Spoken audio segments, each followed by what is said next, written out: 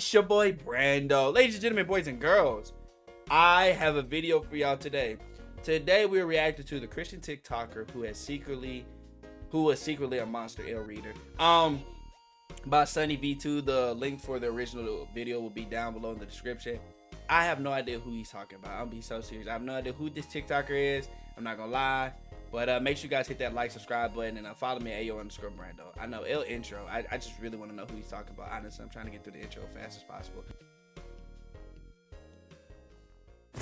Made it seem like he was holier than holy. As a Christian youth pastor, he dedicated his TikTok to showing respect for women until 6 different people exposed him for his own secretly terrible history. You could see the red flags in early tweets like this one. I am a Christian, and I support LGBTQ, and I support BLM, and I support people of other faiths, and I support a women's right to choose. The need to vocalize his own morality was almost strangely excessive, and his TikTok videos weren't any different. He wanted to punch all men who talked about how women dressed, while reminding his female followers that they had total control of their body. When he wasn't supporting women, it was instead minorities. It's homophobia, racism, misogyny, you name it, all thinly veiled as a joke, and you're not fooling anybody. Which people found suspicious long before he was exposed. But when this dude is making almost his entire personality about respect women, always be nice to women, respect, respect, respect, it gets a little overboard, to be honest. When questioned about his motives, Joe Rogan snapped pretentiously, "Just imagine being so worried about losing your male privilege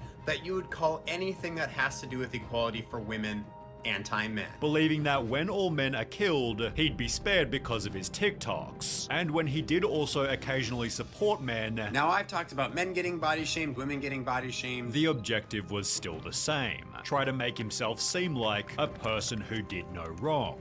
The caption of his merch was literally "Be Better," which seemed true to him as a church office manager and youth. Bro, I'm sorry. I don't care what y'all say.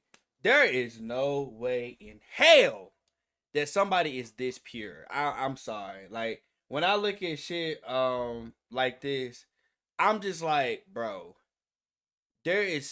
I'm sorry, but I'm not trying to say you should be toxic in life, but there's no way you're this pure and you're just have these great standards, bro. And that was the red flag. That was the red flag. Pastor on the weekends. So depending on how long you've been following me, you may or may not know that I'm actually a very religious person. People Really? therefore heavily respected him, even making stan accounts such as Lovely Joe Robe, while comments on his live streams read, "I have so much respect for you. You speak for others and it makes me so happy." Any videos criticizing him were met with thousands of dislikes until people became suspicious of Joe Robe's supposed morality. In late 2020, a TikToker named Gemini Official was exposed for his relationships with multiple young girls. Love to see a 20-year-old flirting with a 16-year-old. Fellas. Why are we looking at 16-year-old if you're above the age of 18? If you're 20 years old, you should not be looking at somebody that's 16, 17. That ain't good. Girls. Being in line with Joe Robe's content, people asked him to talk about it, although for whatever reason, Joe Robe avoided the topic. Message Joe Rogan saying, "Hey, this is a problem, can you speak about it?" Which is bizarre that it would take you so long to talk about somebody who's grooming children. Joe Rogan later explained on Discord that denouncing the actions was simply too obvious, although having previously claimed the goal of his TikTok was to create a safe space for young people, it seemed odd that Joe Rogan didn't want to talk about it. Perhaps he was simply avoiding drama, but this wasn't the only example where Joe Rogan deflected an obvious topic. He'd become friends with a TikToker named The Calvin Brandel, whose videos promoted a similar sentiment to those made by Joe Rogan. Well, turns out he'd been doing exactly what he disavowed, explaining he thought it was okay because he was TikTok famous. I felt that with TikTok, my ego was super inflated, and I felt like I was invincible, I was unstoppable, I couldn't make any mistakes. Despite having photos together on Instagram, Joe Rogan avoided the situation. You have no problem calling out problematic men, but it seems like the problematic man is your friend and you're a little quiet. Eventually addressing what had happened with Buddy.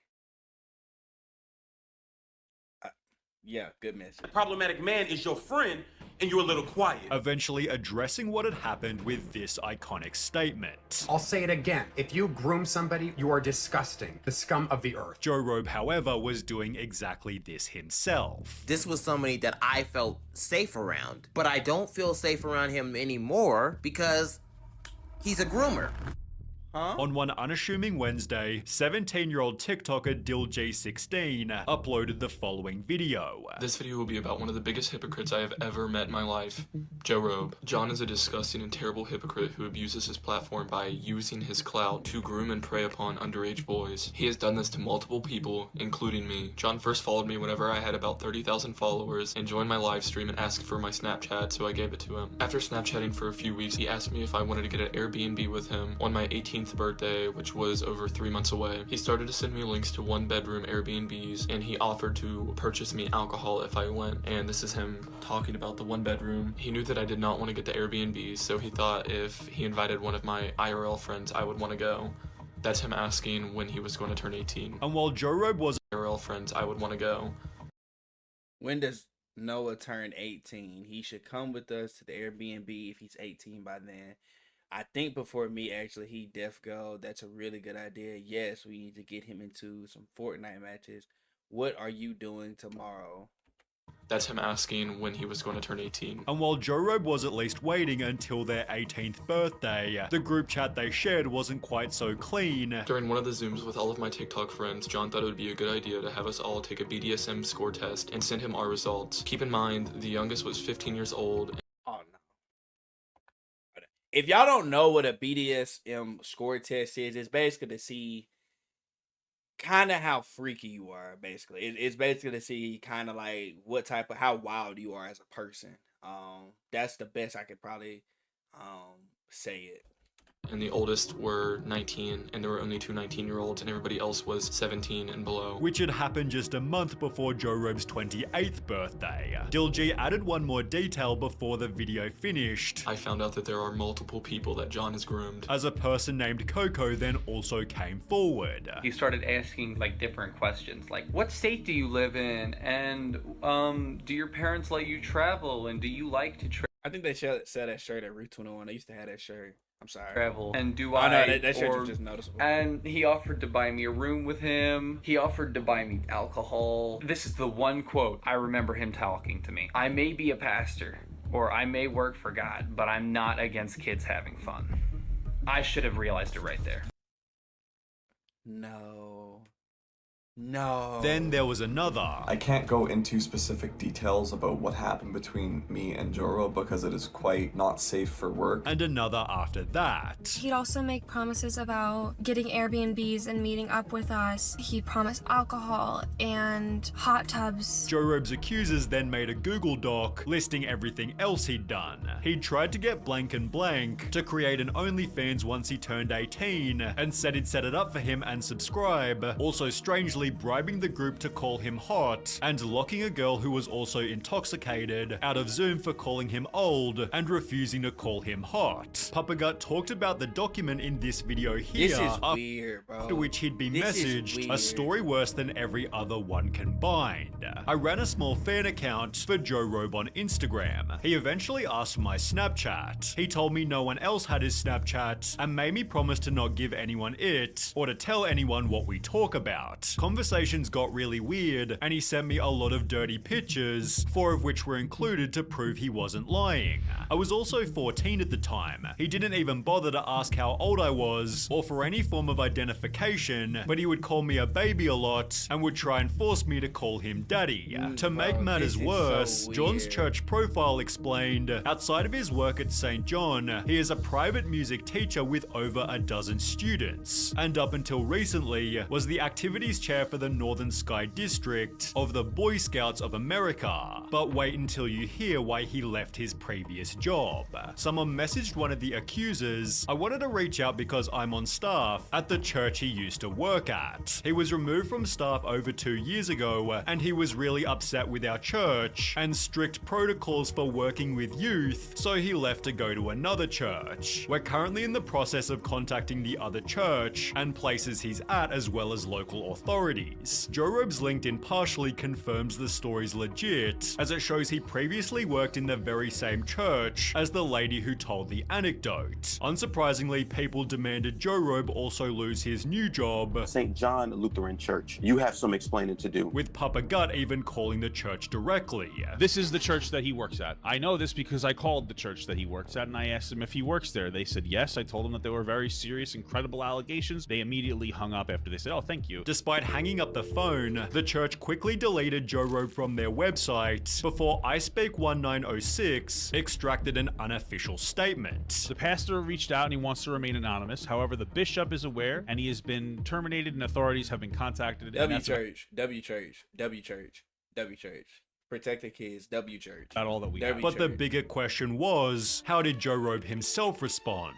Did he make a self-aimed TikTok about his own heinous actions? Well, no. He deleted his TikTok, Instagram, YouTube, Facebook. He wasn't even bold enough to face people. So he shamed men, like from what I'm getting from the video. He shamed men so much.